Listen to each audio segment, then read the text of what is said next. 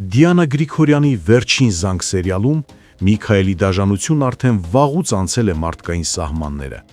Եվ եթե ժամանակին թվում էր, թե որդին Հենրին գոնե ինչ-որ բանով տարբերվում է հորից, ապա այսօր պարզ է՝ ոչ։ Նա նույնն է, նույն անողոք, նույն կույր, նույն անմարդկային։ Հենրին սեփական մոր Աննայի առաջ փակեց դուռը առանց վարանելու։ Եվ ամենասարսափելին այն է, որ ինքն անգամ չի հասկանում, ինչի համար է վրեժ լուծում։ Ինչի համար է այսքան ատում այն կնոջը, ով նրան հարազատի պես պահել ու մեծացրել է։ Հավանաբար Միքայելի ստերը այնքան խորն են թափանցել նրա ուղեղի մեջ, որ Հենրին այլևս չի տարբերում որն է ճշմարտությունը, իսկ որն հոր գծած պատրանքը։ Միքայելը մարդ, ով մեկ անգամ արդեն զրկել էր Աննային իր երեխայից, նորածին Անգելինայից։ Հիմա կրկնում է նույնը, նույն ձեռքով, նույն սառնությամբ, նույն անբարոյական տրամաբանությամբ։ Երկրորդ անգամ է խլում նրանից երեխային, սեփական որդուն հուշելով նույն դաժանությամբ վարվել։ Եվ ամեն անգամ, երբ այդ արարքը հիշում է, հանգստացնում է ինքն իրեն, արդարացումների հետևում թաքնվելով, ասում է՝ ես ճիշտ եմ արել, բայց միևնույն է, գիշերները չի քնում, քանի որ գիտի ճիշտը չի արել, գիտի, որ ամեն քայլը մեղք է։ Էլիզը, ով ժամանակին հարմարվում էր, հիմա դարձել է այն միակ ձայնը, որ բարձրաձայն ասում է ճշմարտությունը։ Նա բաց տեքստով ասում է. «Դուք բոլորդ սատանաներ եք, բոլորդ, դուք ոչ մի բան չեք կարողանում սիրել առանց փչացնելու»։ Եվ ճիշտ է ասում։ Շախունցների ընտանիքը դարձել է անեծքի նման մի ուժ, որը խժռում է իրեն շրջապատող ամեն ինչ՝ սեր, հույս, բարություն։ Հենրին էլ դարձել է այդ չարի շղթայի հերթական օղակը, ռոբոտի նման կատարելով հոր հրահանգները, առանց հասկանալու ինչն է ճիշտ, ինչն է սխալ։ Միքայելը այնպիսի մեծ մեղք է գործել Աննայի հանդեպ, որ նույնիսկ ամենաանհնար ներման դեպքում էլ չես կարող արդարացնել նրան։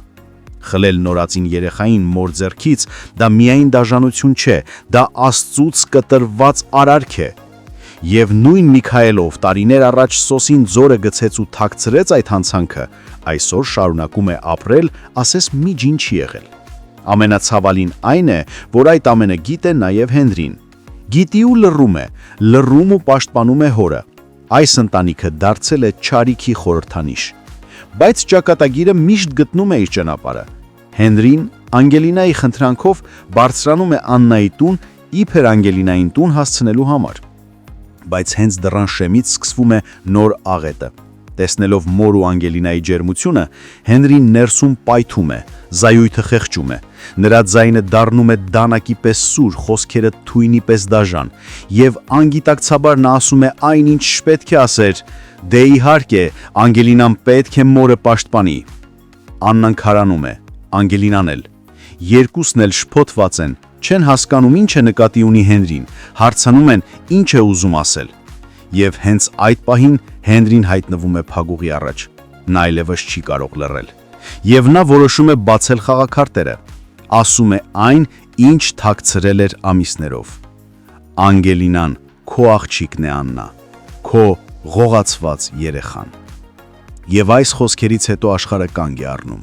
Մի կողմում տարիներ կորցրած մայր, մյուսում ղողացված դուստր, երրորդում տղա, ով դարձավ մեղքը փոխանցող օղակը։ Այս խոսքերով ավարտվում է մեկ գաղտնիքի պատմություն, բայց սկսվում է մի նոր ողբերգություն։ Որովհետև երբ ճշմարտությունը դուրս է գալիս լույս աշխարհ, այն այլևս չէ թե փրկում, այլ տապալում։ Հարգելի հետևորդներ, արդյոք Անգելինան ու Աննան կներեն Հենրիին այսքան ժամանակ լռելու համար։ Գրեք մեկնաբանություն։ Կներես, բայց պիտի դիմանաս, որ նորմալ մշակ է։ Արա, անելիքդ արա, դու ինձ կներես, որ ես վիճակով դիմացդ նստած եմ, հերիք չի ստիպված ես վերքերս մշակել։ Պապ, ես ստիպված ոչ մի բան չեմ անում։ Մի ընտանիք ենք բերելով պիտի անեմ։ Պապ, հեն ոնց ես։ Հղի եք, ասեք հղի ենք։ Ես ինչ մի ներկայացում եք խաղում, իբր չգիտենք, հա ինչն է ձեր կտրուկ որոշումների պատճառը։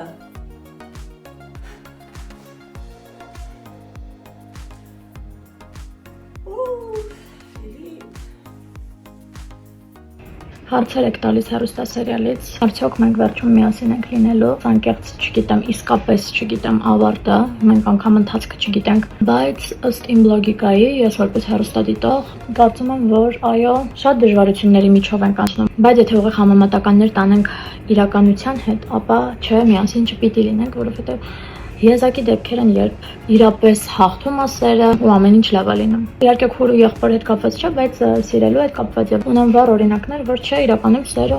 չի հաղթում։ Մենք կլինենք լավատես այս պրոյեկտում եւ կմտածենք, որ սերը հաղթելու է։ Փոքրիկ անդրադարձանել ձեր լավ մեկնաբանություններին, լավ խոսքերին։ Իսկապես դուք ինձ ողջևորում եք, ուժ եք տալիս։ Այն մարդը, ով ինչ որ գործ անում, դա կապ չունի ինչ գործ է, ու ֆիդբեք չի ստանում, չի ուզում աշխատի, մոտիվացիա չի ունենում աշխատելու։ Մի դեպք պատմեմ, նստել էի տաքսի, վարորդը եկել ստացի ռեակցիա բուրըն, վայ, Անգելինա 40 տարեկան մի մարդ։ Ելինը մեջ ճանաչում եմ, խոսում ենք սիրով լավ, բայց այդքան բուրըն ռեակցիա, Անգելինա, դու ես Ռոզա ջան, չեմ հավատում, sense դողացող ձեռքերով, ուրախ ու ես այդ ամեն ինչից sense իմ սիրտը լցվել էր։ Ես չի հավատում, որ այդ իմ հետ է կատարվում, այդ մարդը չէր հավատում, որ ինձ է տեսել, ես էլ մտածում էի, ոնց կարա այս բուրըն ռեակցիան իմ մասին լինի։ Ես ուրեմն հասել եմ ինչ-որ կետի, զանգեց իր մամային ու իր մաման շատ ուղիղ համեմատական գծեր տանելով, ասաց, որ Էնդար Ֆրունզիկ Մկրտչյանին եւ այդ ժամանակաշրջանի տաղանդավոր դերասանների խաղին շատ մոտ ենք, մեր անկեղծությամբ ես եւ Լևոնը։ Ինքան պարտավորեցնող էր այդ խոսքերը, վարդում ես իրանց տոն հրավիրեց, օրվա ընթացքում շատ անգամներ այն հետ պատահում, ու դա ինձ ուժ է տալիս, որ ես ավելի մեծ սիրով նկարվեմ ու աշխատեմ։ Երբ թե երբ ավարտվելու պրոյեկտը, նախնական տվյալներով ավարտվելու է դեկտեմբերին, եթե դեռ թարմացումներ չկան, մեր պրոդյուսերի մոտ իրականում, երբ որ ես մտածում եմ, որ մեր պրոյեկտն ավարտվելու է, ես շատ տխրում եմ։ Թվում է, թե այս ամբողջ ընթացքը երկար է ձգվում, մեկ-մեկ հոգնում եմ, մեկ-մեկ դժվար է, բայց այդ ամենին զուգահեռ ես շատ եմ սիրում իմ գործը։ Ամեն դժվարությանը զուգահեռ ես մեծ սիրով եմ գնում ու անում։ Շատ են հարցերը իմ ու Լյովի ընկերանալու հետ կապված, միասին աշխատելու հետ կապված, արդյոք հեշտ է թե ոչ։ Շատ լավ ենք ընկերացել, շատ։ Իրականում ես դպրոցական տարիներից ի վեր միշտ ավելի հեշտ շփվել եմ տղաների հետ եւ ոչ աղջիկների։ Շատ դժվար է աղջիկների հետ, շատ, որովհետեւ աղջիկները միշտ կոնկուրենցիայի մեջ են, միշտ պայքարի մեջ են, ավելի հեշտ եմ ընկերանում տղաների հետ։ Դպրոցում էլ ես միշտ իմ շրջապատը ասենց պայքայինք, բայց ես տղաների հետ ավելի մտերիմ եի, ավելի ջերմ էի, իրանք ինձ քրոջ նման էին ընդունում։ Լևոնի հետ շատ հեշտ մտերմացանք, իր բնավորությունն էլ շատ լավն է, իմ բնավորությանը մոտ է, միասին շատ լավ ենք իրար հասկանում, աշխատում, կես բառից, կես հայացքից, մի խոսքով իրար հետ աշխատելու հետ կապված խնդիր չունենք։ Ինձ մնաց շուրթերս, աչքերս, արագանեմ եւ գամ ձեզ մոտ։